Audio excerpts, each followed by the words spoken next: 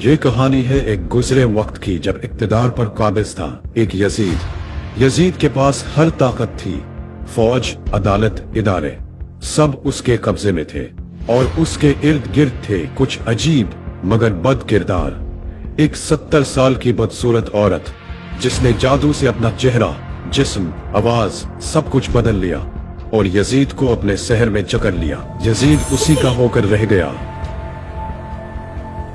उस नानी का बाप, नाम शरीफ, लेकिन एक पुराना चालाक चोर जो कौम की दौलत खाकर भी शराफत का लबादा ओढ़ लेता। फिर था बिल्लू रानी, चेहरा मर्द का लेकिन हरकतें, नाच गाना, अदाकारी सब किसी तवाइफ से बढ़कर। फौज के जर्नैल उसी के दीवाने बन चुके थे।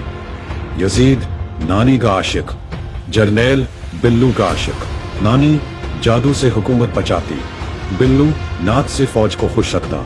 ये सब एक दूसरे को बचाते और कौम पर जुल्म करते। जो भी आवाज उठाता लापता हो जाता, जो भी सच बोलता बीमार हो जाता और जो भी राजा का नाम लेता उसका नाम मिटा दिया जाता। कौम डरी हुई थी, खामोश थी और कुछ लोग तो इन्हीं जालिमों की हिमायत थे।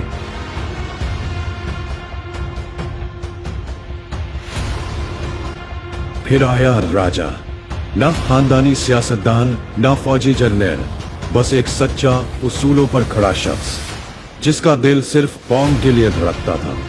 राजा ने यजीद के खिलाफ आवाज उठाई, सच बोला, शऊर दिया और खुद मैदान में उतर आया। लेकिन राजा के साथी या तो डर गए या दुश्मन से जा मिले। राजा अकेला रह गया और उसे अंधेरी काल कोठरी में डाल दिया गया।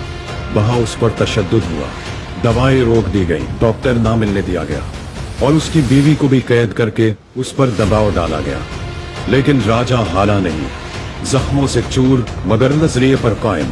राजा ने हिम्मत न हारी, ना झुका ना रोका और उसकी ये इस्तकामत कौम के कुछ नौजवानों को जगा गई।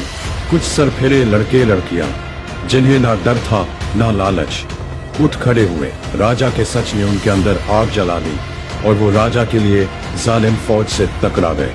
अब वक्त आ गया है फैसला कुन जंग का। एक तरफ है राजा और वो बाशऊर नौजवान जिनके हाथों में सिर्फ सच है। दूसरी तरफ है यजीद, नानी, बुल्लो रानी, शरीफ और वो पूरी फौज जो सिर्फ हुक्म पर जुल्म करती है। अब फैसला आपका है।